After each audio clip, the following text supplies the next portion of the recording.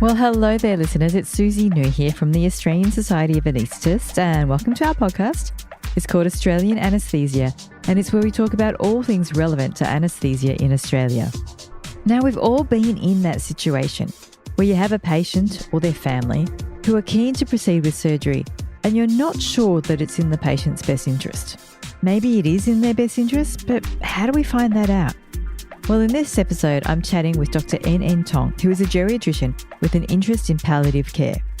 We are talking about how to approach patients who have a condition that is amenable to surgical treatment, but then who might be very elderly, who might have metastatic cancer, or have multiple comorbidities, or various other reasons for why going ahead with surgery may not be a straightforward decision. Now, just a few things to point out. En'en and I are discussing some patient scenarios that have been made up. They are completely fictitious. They hopefully reflect patients that we have all come across, but they are by no means based on one particular patient.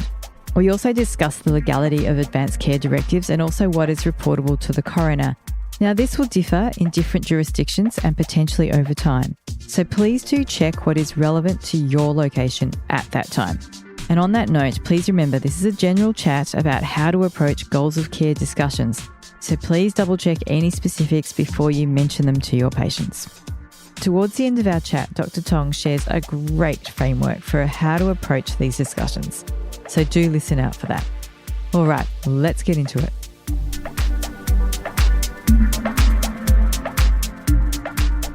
Thank you for giving up some time this afternoon to have a chat with me about goals of care, because this is something that we're having to deal with more and more. Yeah, thank you. I think one of the reasons we are having to discuss it is because we are having older patients coming through for surgery. Is that what you think is one of the reasons that's driving this? So yes, definitely the population of patients that we are seeing in hospital is skewing towards those who are frailer and more multi-morbid. But I think we are also dealing with a generation that is becoming more health literate, and there's so much information on the media. Not all of it is correct as well. So there's people coming with very unrealistic expectations. That's why the goals of care is very important, just to make sure that everyone's on the same page. Yeah, totally agree. Let's get into some scenarios and try and make this really practical for people. Yeah. So let's say the patient who's come in with a fractured neck of femur and they were living at home, but when you talk to the family, they say that it's usually the mother, because fractured neck of femurs occur more commonly in women. Then they'd say actually she was struggling. She was starting to forget things. She wasn't really eating that well. They were bringing food around for her, and she's got a carer that comes in that helps with the housework. So first of all, what do we think about that level of frailty? So I think definitely it's a person who is quite vulnerable. In terms of the statistics, it is possible that she is not necessarily going to be able to get home at her previous level of function, and she may end up requiring a higher level of care that could not be met in the community. But when we talk about whether or not to proceed with the surgery in fractured neck of femur, we know that if we don't proceed with surgery, it's very likely that the person will eventually die from complications of it. Therefore, there's often a push for it to be done. So I think the goals of care for that person is acknowledging that it is a risky surgery to have, bearing in mind that they may not get returned to their previous functional status. So is that the time before the patient has surgery to have a very frank discussion with them and their family about the high likelihood of them not being able to return home to independent living, that this might be the start of them needing to think about going into a residential aged care facility or something like that? I think it depends on the situation, because there is already a lot of tension prior to that when you talk about all the risks associated with the surgery. So it may not always be appropriate. However, if the question is asked and if it seems to be relevant in the decision of whether or not to proceed, then we would raise it as one of the likely outcomes. I think where we would probably make that distinction, especially for neck of femur surgery, we would only not proceed if somebody had a prognosis of less than days or even a week, in which case we'd just give them good palliative care. So just say this lady who's quite frail but living independently at home, she's got quite a number of comorbidities. So she's ischemic heart disease, she's had a past history of a myocardial infarction, she's got a pacemaker, she's got New York Heart Association class 3 heart failure, and a bit of chronic kidney disease. Would you say that she's at the stage where you would consider palliation? Not necessarily, because while she does have multiple comorbidities, she is not necessarily entering the final month of her life unless something unexpected happens. But what those comorbidities tell us is that she is at risk of not being able to cope physiologically with all the stress associated with undergoing the surgery, plus the rehabilitation process. So in a person like this, part of the focus of the goals of care, apart from establishing what the ceiling of treatment should be for this person, is also preparing the family for the risk of deterioration, because she may end up dying from complications either directly due to the surgery or further down the track, or she may not actually return home. So that's also part of that goals of care discussion, apart from just establishing, are you for ICU or are you not for ICU? It is, because I suppose the mortality rate is so high from an unfractured neck of femur. So then we accept these higher post-operative and operative risks. Yeah. So high risk patient, high risk if you don't have the surgery. What if the patient's family come back and they say, we want everything done? What's your approach to having that discussion? So I think whenever someone comes to us and says that we want everything done, our reflex response is often thinking about it medically, where we think that everything means full resuscitation, CPR. But that is not necessarily what they mean. So I think it's important to actually find out from their perspective, what is everything? Does it really mean everything, including CPR, or is it everything that's appropriate for the person that they're making the decision for? Most of the time, it's actually the latter. And once you have opened up the conversation to find out more about what's important to them, you can actually complete the goals of care discussion much easier. That's a really good distinction there. So just don't assume that their definition of everything is the same as our definition of everything. Sometimes what patients might say in response to that is, I'm happy to be guided by you, doc. We don't really know the difference between all of these treatments. So how do you then answer that? When somebody says that, it actually makes things a little bit easier in a sense, because the more senior clinicians would probably have a pretty good idea already about what the ceiling of care would be for the particular patient. I think it's still important to find out what's important to them in terms of their values for their goals of care. So somebody might say, oh, I think spending time with my family is very important. However, if I can't recognize them, then I really don't want you to keep me alive. So knowing that, even if from my opinion, if I feel that yes, resuscitation may be suitable for them, however, knowing that if they were to deteriorate and end up in a situation where the research data indicates they're probably not going to have that functional outcome that enables them to maintain that level of independence and interaction with the family, you can then make that medical decision not to proceed with a certain more invasive intervention, for example, because that would be in line with what their wishes are. That's great if you can get the patients on board, isn't it? That when they say, okay, Yes. We'll accept the risks of surgery. We accept that if this patient was to deteriorate afterwards, that perhaps resuscitation would be futile, would not, or would just give them a very poor quality of life that they wouldn't be interested in. Mm. I've seen this, and maybe it's a bit when there's been disruption in the family, siblings that are opposing views on what should happen to their mother or their father. Yes. And you might then have a relative saying, no, absolutely, you have to do everything. That's a bit of a tricky situation. How do you handle that one? When family conflict comes into the equation, it definitely does make things more difficult. But you kind of have to look at it from two sides. One is the medical perspective. Do we think the patient is going to have a reasonable outcome from whatever level of intervention is being offered? And then, if possible, trying to see it from the family side. What is the patient's actual values? Because what the family are imposing on the patient may not necessarily be what they want.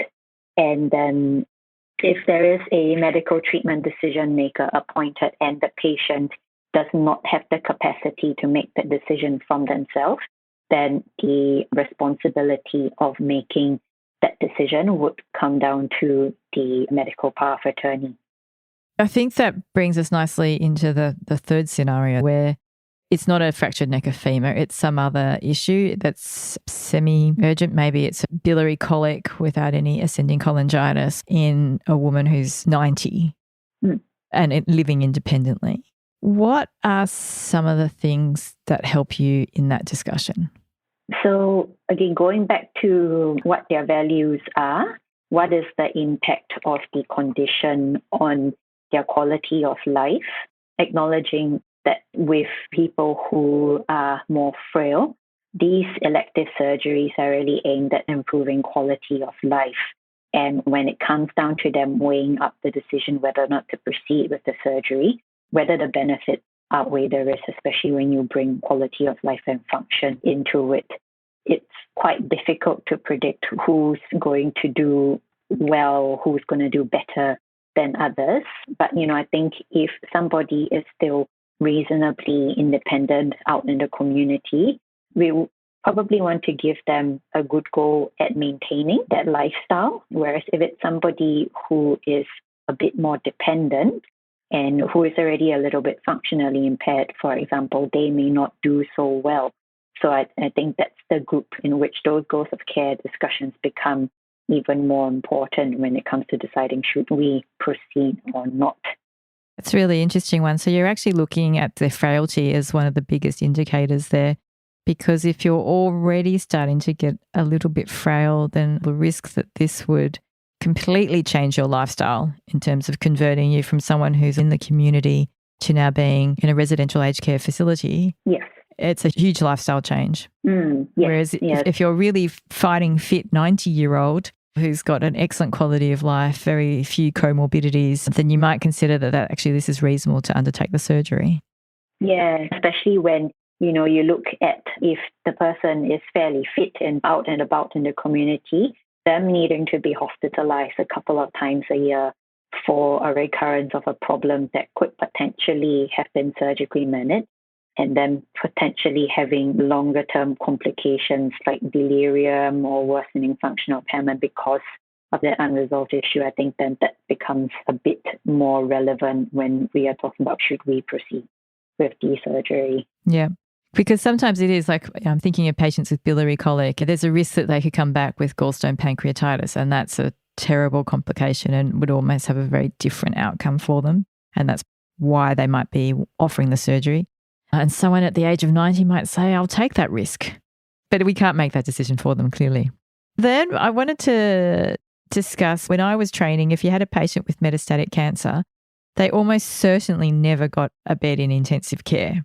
But I feel like there's a bit of a shift now. Say you've got someone with metastatic cancer who actually might be quite young. They've got quite a stable level of disease. It's been controlled quite well. There's all these great chemo, hormonal therapeutic agents at the moment. But they have a pathological fracture of their hip. And because they do have lung metastases, then you think they would benefit from an ICU or at least an HDU stay. Maybe because there's a high risk of fat embolism, maybe they would benefit from some short-term inotropes even in that perioperative period. What are we thinking about there in terms of goals of care? So I think when we are dealing with the population of patients who are receiving palliative care, when we are deciding whether or not to proceed with a fairly invasive intervention, I think the main thing that we look at this stage is what is their clinical trajectory, what is their life expectancy? Do we predict that they are going to live long enough to experience the benefits of the surgery? And then the next question from there is, where is their disease and is that going to put them at higher risk? So like the example you cited, somebody potentially has lung mets or brain mets. Are they going to be able to recover like you would normally expect them to? So there may need to be specific discussions relating to their disease. But again, it is also part of that preparation for the risk of deterioration. Somebody who has metastatic cancer, like you said, usually from a medical point of view, would say they're probably not going to benefit as much from ICU as compared to somebody who didn't have those comorbidities. However, if we are putting them through a period of physiological stress to fix a problem, which is also providing good palliative care, providing surgery to fix an issue, I think that it is worth considering them for ICU or HDU, provided the critical care teams are aware and happy to provide that level of support as well. But I think when we are having the goals of care discussion with them, again, it's preparing them for that risk of deterioration and making it quite clear to them that, yes, we are actually going to provide you with additional support for a brief period of time. We don't need to say how long, but just say that it's a time-limited increase in the level of support that we would provide to get you through this and hopefully get you the outcome that you wish for.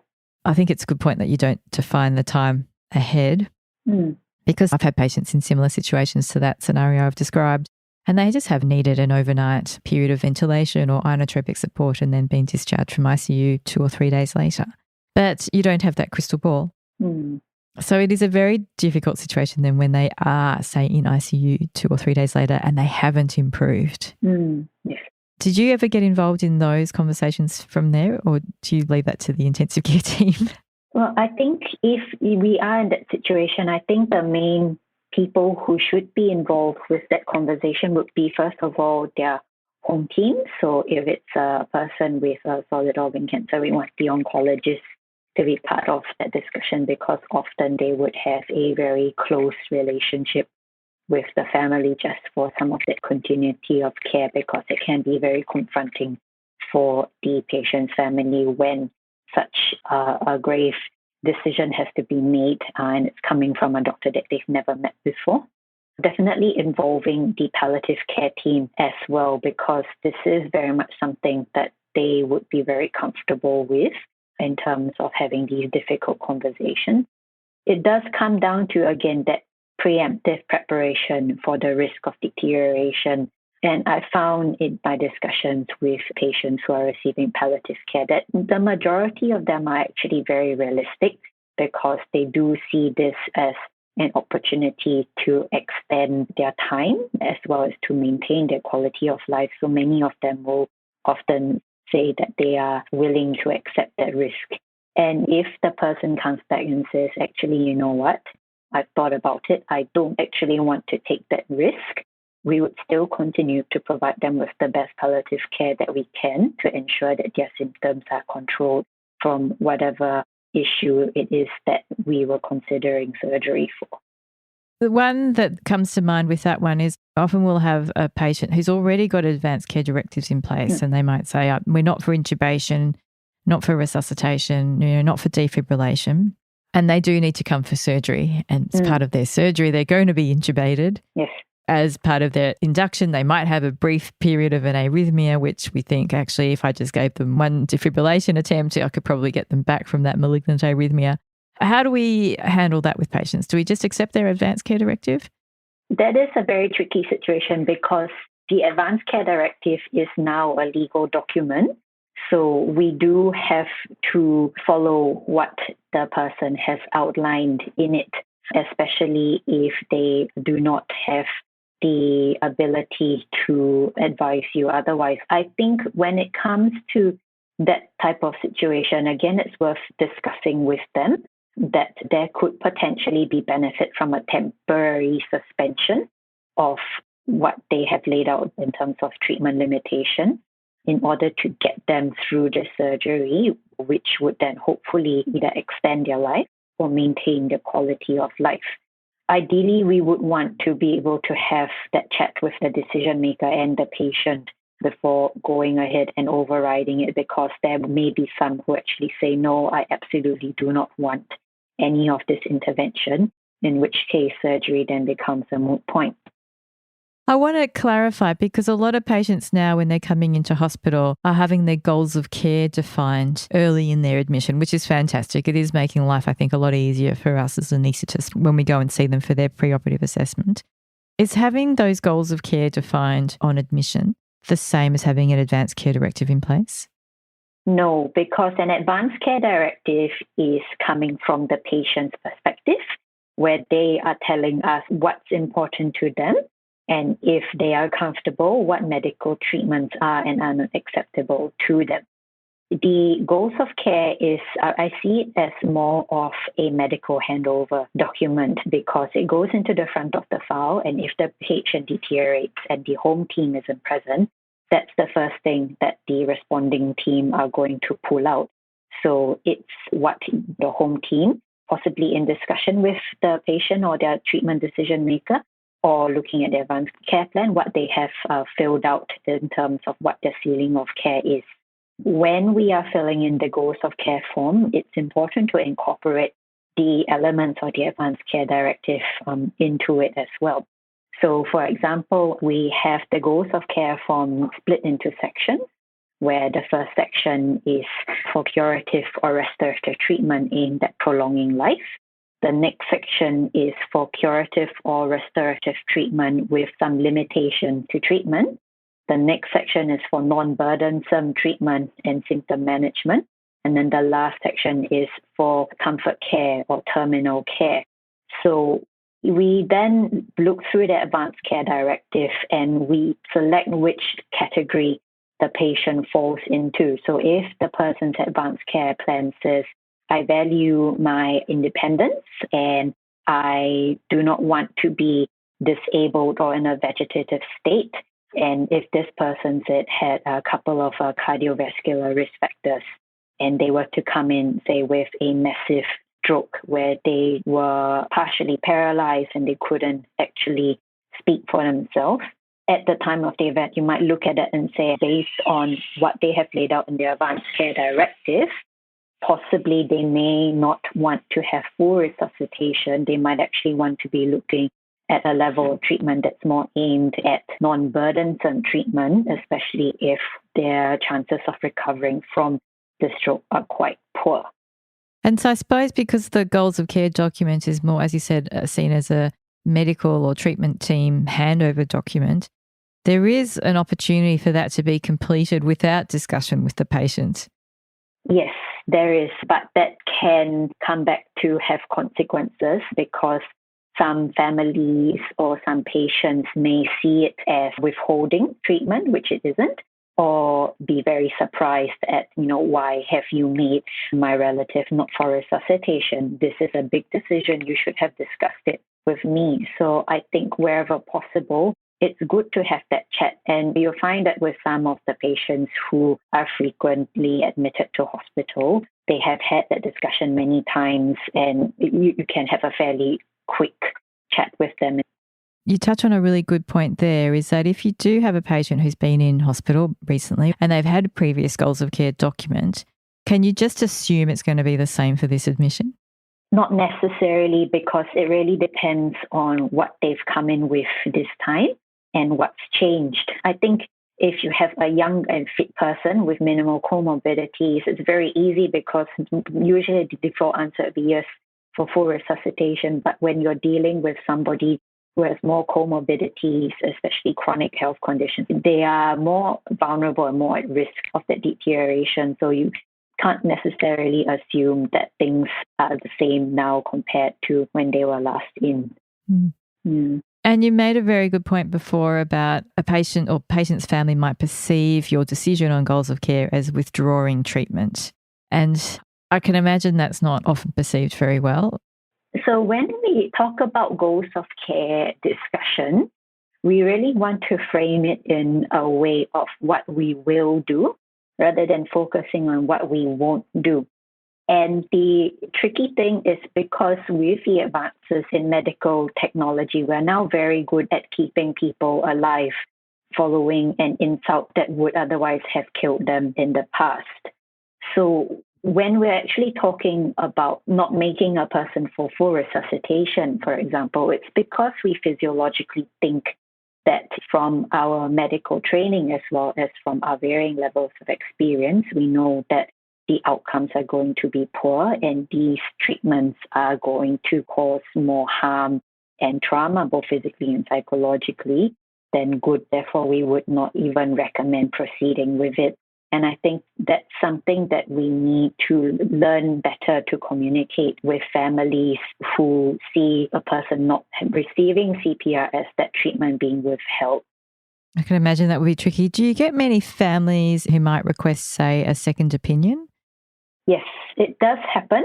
And I think as medical professionals, it's important not to get defensive about it because after all, everyone is entitled to a second opinion and it can actually be quite helpful for the person as well as to maintain that therapeutic relationship. So if they want to have that second opinion, just facilitate it for them. And if your colleague then comes back with the exact same opinion, that's always a bonus that you know that you were going down the right path. Yeah, exactly. And often it is quite clear. But what are some of the things that we can offer if we're not going to offer full resuscitation or full active treatment? Yeah, the way that I would say it would be we will do what we can to make sure that your family member comes through with the best outcome possible. And in the event things don't go as we hope, we will make sure that they are as comfortable as possible. And we'll do what we can to ensure that for how much time they have remaining, they will be able to have that quality time with friends or family, which is difficult when we're dealing in a pandemic situation. But we would always want to emphasize things that we will do rather than what we won't do. So I think it's important to really practice and be aware of the language that is used during these discussions because the smallest slip could have major implications on the conversation. So focus on all the things that we will do. And there is a lot of care that we can provide in that palliative setting. The common questions that I often get asked is, how long does the dying process take? So when we are talking about the trajectory in terms of how much life a person has, we often look at it in terms of rate of change. This is easier to predict in the patients who have cancer as opposed to those who are very frail and just very, very much in the end stage of, say, like dementia, where they can continue at a very, very low baseline for a while. So I think when that question is asked, it can actually be appropriate to refer it back to the person's specialist because they would have seen significant numbers of patients to have a feel of what the general prognosis is. But as a general guide, we would say, look at the rate of change. So is the person changing month to month, week to week, or day to day? If they are changing and their function is deteriorating day to day, then you can usually extrapolate and say that most likely their prognosis is going to be days. We don't want to put a number on it. We would recommend giving ballpark figures like short days or short days to short weeks, maybe long months, things like that. And you often preface it by saying this is just an estimation. It may be quicker just so that they have given their family time to prepare. And also you want to say they may go on for a bit longer as well, and that's a bonus. I'm happy to be wrong, so nothing's definite. But what we have found is that the closer a person is to death, the better we are at predicting how much time they have left. I think another thing to think about is if we know that it's going to be a coroner's case, for example, it's very important to actually flag that early before the person has died. The most common one we deal with would be a death as a result of an injury from a fall. So say, just so you know, it is a legal requirement that we do have to refer this case to the coroner so that they can write a report on it. This will require the police to attend your house. It's all part of the process. It's nothing to be too concerned about, but just so you're aware, this is what's going to happen. And this may delay their funeral plan, but they will do their best to expedite it so that we can have your funeral as soon as possible. So it's all about the communication and that preparation. I did not know about the fall. So you could conceivably have that patient who does have a fractured neck of femur and the decision might be to palliate them. Yes. And then this person, just by nature of their injury, would be reportable to the coroner in Victoria, possibly in other jurisdictions. Yes. That's always good to know as we wander into our preoperative assessment blindly, not knowing why the family might be upset that particular day. Yes. Oh, that's good that we came full circle on that scenario. Is there anything else that you wanted to add, particularly in relation to anaesthetists and how we might be involved in goals of care discussions? For anaesthetists as well, as I can imagine meeting these patients in the pre-op clinic for a workup. Often it's you've never met them before and you're expected to have a fairly heavy discussion with a complete stranger. But I think with all goals of care discussions, it can be useful to follow a bit of a framework just so that you really get what's important. So one of the frameworks that we use is the REMAP framework, REMAP, where R stands for reframing what the patient understands about their situation, and you want to bring their illness, their current presentation, into their bigger picture in order to then proceed with the discussion. The E stands for emotion, because this is a very heavy discussion to have, especially if you are well and you're suddenly forced to confront the risk of you dying, or if you are already dealing with lots of comorbidities and you are suddenly asked to confront your mortality, that this might be it. So when we are talking about emotion, we really want to name what they are experiencing and then understand where they're coming from. So say you sound very frustrated or you seem as though you're very worried about what's happening. Can you tell me a bit more about what's on your mind and what's causing you to feel like this? And then exploring those emotions, especially if it's relevant, because that makes the patient feel that they are heard and that you're not dismissing their concerns because you have an agenda, you have a clinic too. And then the M for the REMAP acronym is you want to map out their goals and their values. So asking them, for example, what do they want to avoid and what's important to them, so that you can explore their view of medical treatments as they get sicker. There may be some people who say, I don't mind having CPR, but something that's going to be offered to me. However, if I have, say, a big stroke and I can't talk, I can't swallow, I can't recognize my family, then I don't actually want to be kept alive in that situation. So that gives you a bit of an idea about what level of disability would be acceptable to them and what level of treatment you would then offer. The A for REMAP is aligning with their goals and their values, where you then reflect everything that you've heard back to them. You may need to hypothesize what they mean, because sometimes people use very general descriptions, and it's good to actually drill down to get the specifics if it's appropriate. And you want to summarize what they've said so that both parties have a clear understanding of what the person is actually saying. And then that comes down to P, which is where you propose your plan, which takes into account the entire conversation, and it's more likely to be accepted because the person has been actively involved in that discussion. So I think it is a useful framework to have. It does take a bit of time, but it is a conversation that can provide a lot of information. It's also good for the patient because they come away with a bit of a better understanding about what is actually important to them as well. Yeah, I think that's great. That's a really good framework. So that's something we can do in the anaesthetic clinic, and a way of approaching this with a patient, as you've said, that we often have just met for the first time. Is there a reference or a website that I would recommend is actually the Vital Talk website. It's based in, I think, the United States, and they've got lots of videos of sample interactions. Yeah, this is a really great resource. I'll put a link to it in the podcast. So that's the Vital Talk website. Yes. And just to recap, the REMAP framework, there's 5 elements. Yes. The first one is to talk with the patient and just put their current condition in the bigger picture.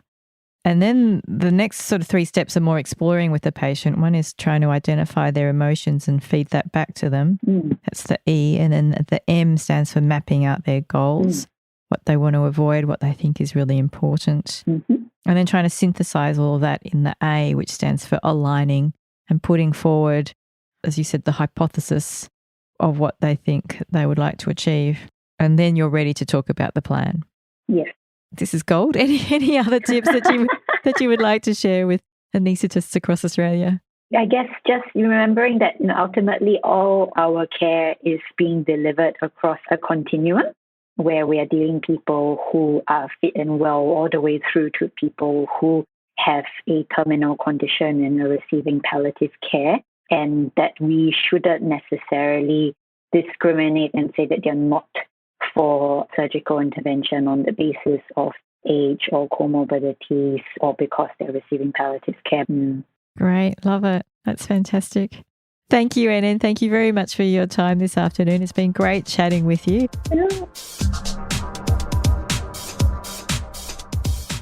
Well, thank you, En'en, for a really useful discussion about some of the things that we can consider when we're doing our preoperative assessments and having that conversation with our patients and their families about what they are hoping to achieve by having surgery. If you missed the framework, it was called REMAP, which is spelled REMAP, and I'll put some references to it in the show notes. As En'en mentioned, there are other ones out there, and one of them is in one of the links. So if you are interested in finding out more, do follow those links and read up about them. Also, don't forget to claim this time as part of your continuing professional development. If you enjoy this podcast on communicating with patients and are keen to hear more tips, then I suggest you listen to episode 55, that's 55, where I chat with Dr Annette Webb, who is the president of the Australian Society of Hypnosis, and Dr James Auld, who both have years of experience in hypnotherapy. In that episode, they give me some pointers on how to talk with children so that we may improve their experience of anaesthesia. Also, if you're interested in improving your communication skills in general, whether it be with your patients or colleagues, then I suggest you join some of our communication and leadership workshops that are being hosted by Dr. Andrea Wozniacki, who is a communication expert and coach from Toronto. These workshops are complimentary, that's right, they're free to attend, but only for ASA members. So you do have to be a member of the Australian Society of Anaesthetists. And the feedback we've had so far is that these workshops have been fabulous. All right, I hope you found this conversation useful. I hope to see you at some of the workshops, and as always, I hope you're staying safe and well out there.